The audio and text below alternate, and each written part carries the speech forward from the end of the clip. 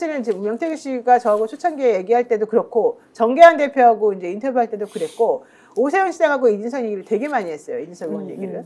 특히 서울시장을 당선시킨 그 과정과 경위에 대해서 아주 구체적으로 말을 한 바가 있었었는데 네. 오세훈 시장은 나는 그런 사람 잘 모른다. 그 네. 사람하고는 관계를 끊었다. 이렇게 나오지 않습니까? 네, 맞습니다. 그리고 고소도 하겠다. 뭐 이런 얘기도 했었습니다. 네, 네. 근데 지금 고소는 안 하는 것 같고. 고소장은 썼다. 네. 근데 고소장 썼다는 말도 사실 믿기가 어려울 정도로 조용히 지내고 계시고. 네. 요거 좀 설명 좀 듣겠습니다. 네. 일단 그 시간 순서대로 말씀드리면 네. 그 명태균 씨가 지난달 13일에 페이스북에 글을 올립니다. 그러니까 오세훈 서울시장이 2021년도에 단일화를 했을 때 자기가 어떤 공을 세웠는지를 설명을 해요. 그렇죠. 그래서 그때 그 비대위원장, 김종인 비대위원장이 찾아왔다고 합니다. 그러면서 3가지 조건을 성사시켜 달라라고 했대요. 그 3가지 조건이 뭐냐면 첫 번째는 3월 7일까지 오세훈, 그다음에 안철수를 접촉하지 말게 해라. 예. 그다음에 성일종 의원을 단일화 협상팀에 넣어라. 그리고 무선전화 80%로 해라. 이렇게 하는데 그렇게 판을 짰다라고 본인이 직접 표현을 해요. 그리고 나서 단일화에 성공했다 이렇게 주장을 하거든요. 그 이 3가지 중에 마지막 거 하나 빼곤 다 이루어졌습니다. 실제로 시나리오대로 무선전화 80%가 아니라 100%였죠. 그렇게 해서 진행이 됐는데 그래서 이게 진짜 신빙성 있는 얘기인가? 계속 이제 의심하고 있는 상황이었어요. 근데 이제 강혜경 씨가 맞다는 취지로 인터뷰를 했고 그리고 변호사님께서도 라디오에서 그렇게 비슷한 취지로 얘기를 하셨고요. 그래서 그거를 이제 로데이터와 그 보고서를 좀 봐야겠다 이런 생각에 요청을 해서 저희가 받아봤습니다. 확보를 해봤습니다. 그래서 세보니까 비공표, 공표 합쳐서 25건을 했더라고요. 근데 저희가 주목하는 거는 비공표잖아요. 그래서 비공표를 18번 했는데 서울시장과 관련해. 그렇게 많이요? 네. 그리고 거기서 오세훈 서울시장 후보와 관련된 그 질문이 들어간 게 13개였습니다. 네. 그래서 13개를 집중적으로 본 겁니다. 그러니까 일단 그걸 아셔야 돼요. 왜 비공표가 위험하냐. 네. 그러니까 비공표 같은 경우에는 010, 그냥 자체 그 랜덤하게 확보한 전화를 돌려서 성향 파악을 하기 때문에, 답변 받기 때문에 이 010, 뭐 1111 이 사람이 어떻게 답변했는지가 파악이 돼요. 그러니까 본 여론조사 전에 먼저 그걸 하는 거죠. 네네네. 여론조사 지금 비공표 여론조사가 어떤 식으로 진행되는지 설명하는데요. 성형 파악 용의 여론조사를 따로 하는 거죠, 먼저. 예예예. 그래서 그게 이제 파악이 가능하기 때문에 비공표가 위험한 건데 그 다음에 이제 어쨌든 저희가 분석을 해봤다고 했잖아요. 13건을. 그럼 이게 과연 오세훈 후보를 위해서 작성된 걸까? 의뢰가 된 걸까? 그게 가장 중요한 거잖아요. 근데 의심될 만한 지점 2가지를 찾은 거예요. 네. 일단 첫 번째는 안철수 후보와 단일화 과정 때 이 경쟁력으로 질문을 해서 여론조사 항목을 정할지. 그러니까 우선은 여론조사 100%로 둘이 결정했거든요. 단일화를.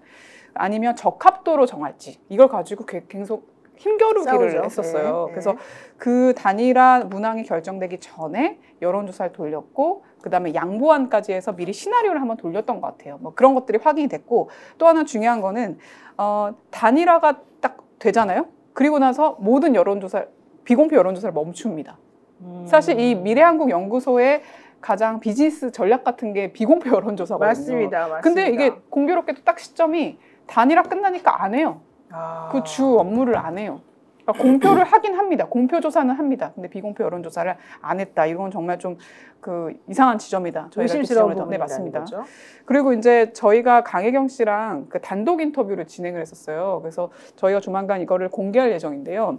거기 보면 뭐라고 하시냐면 명 씨가 로데이터를 가지고 활용을 했다. 그러니까 후보자가 캠프 쪽에서 의뢰를 하게 되면 이 로데이터를 같이 끼워 파는 게 일종의 비즈니스 전략이었다. 이런 취지로 얘기하거든요. 로데이터를 제공하는 것이. 네. 그리고 저희한테 로데이터를 주지 않았습니까? 취재용으로. 네. 그래서 그 로데이터가 작성된 거는 전부 다 명 씨에게 갔다.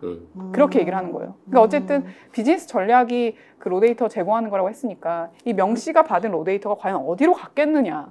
그런 의심이 되는 거죠. 근데 이 확보한 로데이터가 오세훈 후보를 위해서 뭔가 구성된 것 같고 작업이 이루어진 것 같아가지고 저희가 더 분석해 볼 예정입니다. 일단 하루 정도 분석해 보니까 이 정도 나온 거예요. 그러니까 기본적으로 명태균 씨가 안철수 후보와 오세훈 후보의 단일화를 이뤄내는데 안철수를 떨어뜨리기 위해서 작전을 3개를 이제 가지고 세우는데 성일종 의원이라는 사람을 협상팀에 내보내는 거예요.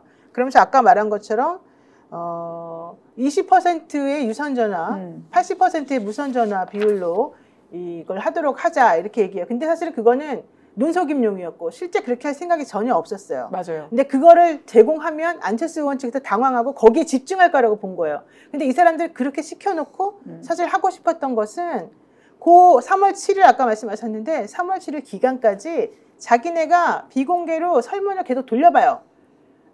오세훈에 대해서 어떤 키워드를 집어넣어서 물어보는 게 오세훈에게 더 유리한 결과가 나오는지. 그 다음에 이거를 한 번, 두 번, 세 번, 네 번을 돌려봐요. 네. 돌려봐가지고 제일 좋은 설문 문항을 자기네가 찾아내는 거예요. 그리고 3월 7일까지는 절대 단일화를 시키면 안 된다고 해요. 왜? 3월 7일까지 단일화를 안 시켜야지 국민의힘 후보 오세훈. 이게 이제 크게 부각이 되고. 그게 핵심인 거예요. 만약에 그게 핵심이에요, 맞아요. 제대로 안철수하고 그 전에 먼저 단일화를 성급하게 잃어버리게 되면 국민의힘 오세훈이라는 게 없어지기 때문에 오세훈은 경쟁력이 없다고 생각하는 거죠. 그러니까 요점은 시나리오를 만들어가지고 4개를 사전조사를 먼저 해줄 수 있었던 거. 왜? 그렇게까지 왜 힘들게 하느냐. 아까 말했던 25번의 여론조사하면 돈 많이 들어가는데 왜 그런 짓을 하느냐. 이게 핵심인데 아니, 오세훈 시장은 나 돈 준 것도 없고 여론조사 시킨 것도 없대잖아요. 네. 그럼 이 사람은 미쳤어요? 이걸 왜 해요? 네네. 그러니까 강 씨 말은 돈을 받은 것도 있는데 바로 그거죠. 안 받은 것도 있다. 바로 그거죠. 근데 받았다고 하면서 다른 오세훈 캠프랑 관련이 있는 사람인지 아닌지는 모르겠습니다. 어쨌든 누군가가 대신 대납을 했다는 겁니다. 바로 그 사람이 이름까지 다 나와서 사실은 사람들이 지금 알고 있는 중인데 지금 취재를 계속 하고 있는 중인데 그 사람이 한 번만 돈을 준 게 아니래요. 이 명태균 씨의 이 미래연구 연구소에 돈을 여러 번 줬다는 거예요. 근데 돈을 다 주지도 않았고 그 사람이 몇 번을 이제 줬다는 얘기인데 얼마의 규모인지는 제가 나중에 따로 얘기하겠습니다만 어쨌든 중요한 거 왜? 그럼 스폰이었나? 오세훈 시장은 자기는 돈을 안 냈는데 다른 사람이 이 사람을 위해서 뭔가 해달라고 요구한 건가? 이거 되게 문제가 큰 정치적 위반이 되는 거죠. 그러니까 오세훈 시장은 나 그런 적 없다고 지금 계속해서 부인을 하고 있는 것이고 네. 근데 우리들이 확인한 바로는 강행근 씨가 그 자료를 검찰에 냈다는 거죠. 맞습니다. 검찰은 다 알고 있습니다. 그리고 바로 많은 그거죠. 금액이 강혜경 씨를 경유하지 않은 걸로 저는 알고 있어요. 바로 그겁니다. 그것도 다이렉트로. 있습니다. 다이렉트로 들어간 것도 다이렉트로 있다는 한 거죠. 거예요. 예, 예. 그래서 난 요즘 이 명태균 씨가 돈 없다는 걸 이해를 못 하겠어요. 저도요. 저도 그거 어디다 쓴 거? 현금으로 박아놓은 거지? 어딘가가 숨겨놨겠지. 네, 들어온 돈이 금액이 컸잖아요. 다. 그렇죠. 다 큰데 네, 금액이 네. 꽤 커요. 우리가 네. 상상할 수 없을 정도로. 게다가 이 정도로 신발이 있는 사람이라면 정말 더 많은 돈을 주고 싶었을 것 같아요. 그래서 오세훈 서울시장의 그 뭐라 그러죠? 반론을 좀 더 자세히 말씀드릴게요. 네, 그걸 해주세요. 저희가 통화를 2번을 했습니다. 그러니까 오세훈 서울시장에 직접 문자를 보냈는데 이종현이라는 뭐 민생특보 분께서 이제 계속 대신 답변을 주시더라고요. 근데 그 내용이 뭐냐면 명태균이 혼자 그런 걸 했을 수도 있다. 다른 사람이랑. 근데 우리랑 관련 없는 관계없이 일이다. 알아서 했다. 아니 밖에서 한 일을 우리가 알 도리가 없지 않냐. 그걸 왜 우리랑 묻냐. 그거예요. 항상 그 말을 반복적으로 합니다. 그러니까 여론 조작이 이루어졌다 한들 우리는 모르는 일이야. 이거예요, 계속. 그러니까 이걸 대질해서 확인해 봐야 되는데 명태균 씨가 오세훈 시장을 만나서 했던 첫 마디가 서울시장 할래요? 대통령 할래요? 네. 그래서 서울시장 한다는 답변을 듣고 사람 알아봤다. 이 사람은 깜이 아니구나 생각했다는 그 발언, 명태균 씨의 발언. 네. 그다음에 또 하나는 4번 울었다고 들었는데요. 그랬더니 아니요, 4번 울지 않았어요. 그럼 3번 울었다는 거예요? 4번 질질 짰어요.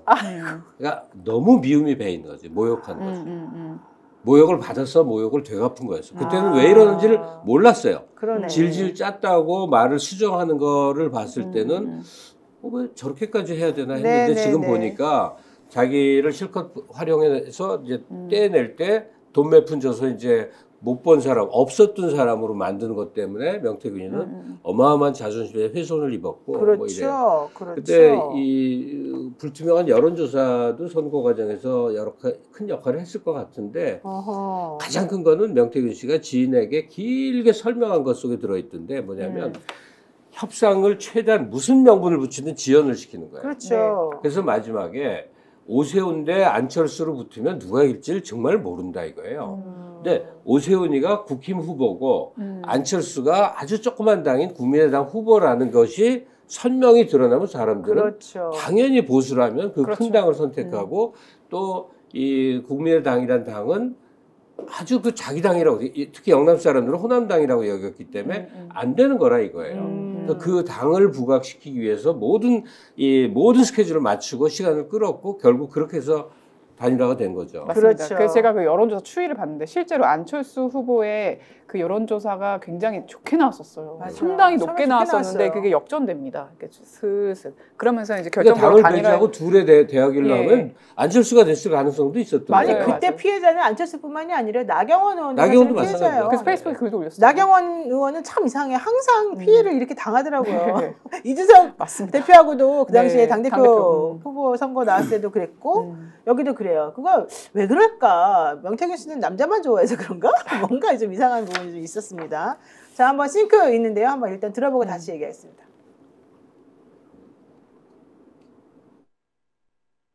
실제로 단일화 본조사에서 오세훈 후보에게 유리한 항목과 질문이 무엇인지 사전에 파악하기 위해 13차례나 비공개 여론조사를 실시한 것을 두고 자신이 판을 짰다고 표현한 걸로 보입니다.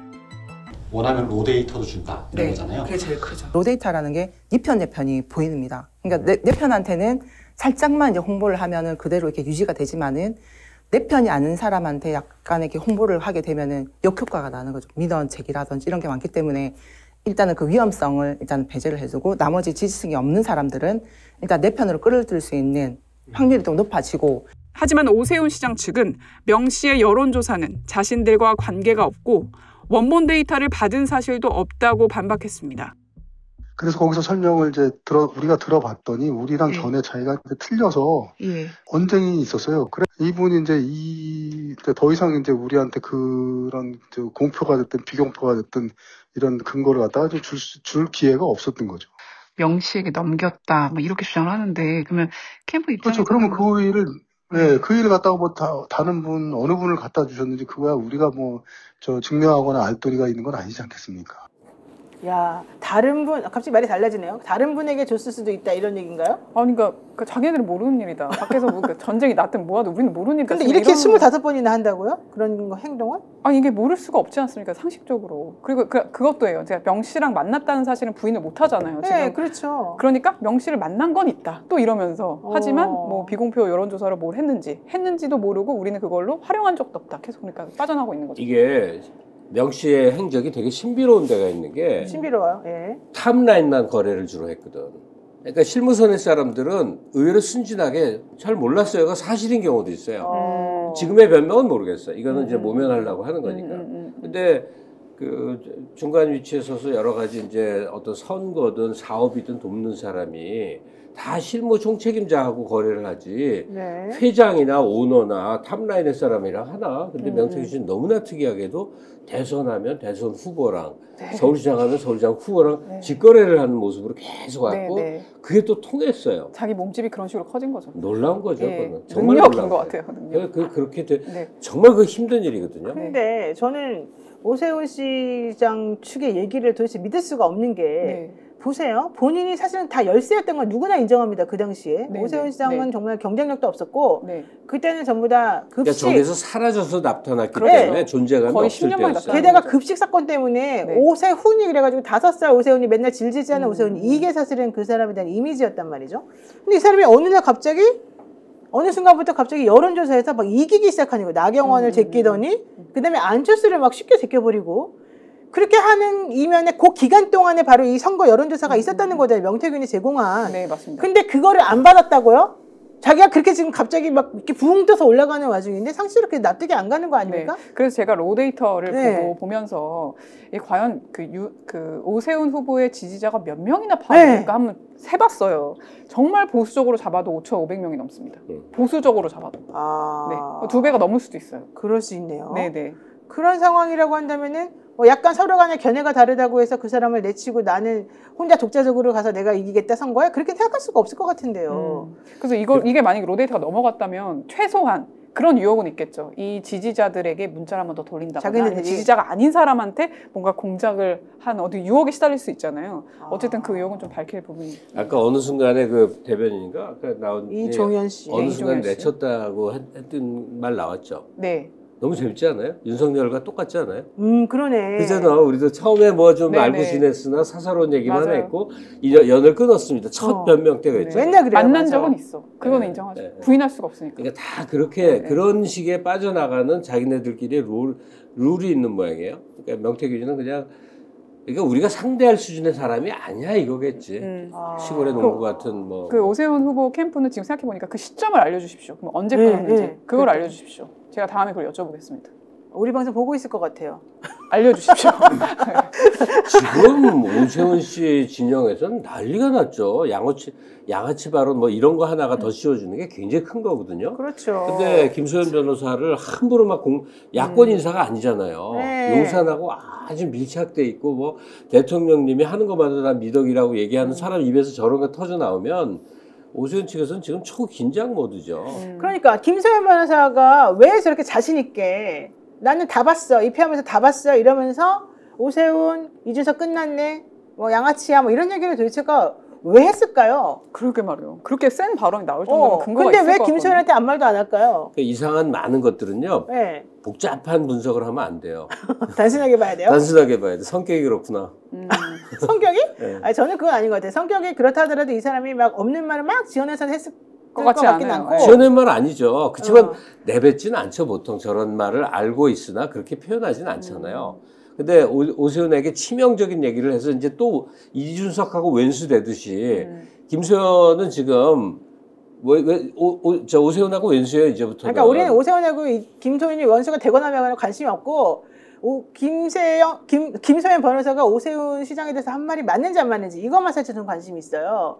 근데 지금 드러나는 모든 정황이나 취재한 거나 제가 알고 있는 자료나 이런 걸 보게 되면 그게 맞아 떨어지고 있는 것 같이 보인단 말이죠. 근데 왜 너무 뻔한데도 그렇게 아니라고 부인하고 거짓말하고 왜 그러는가?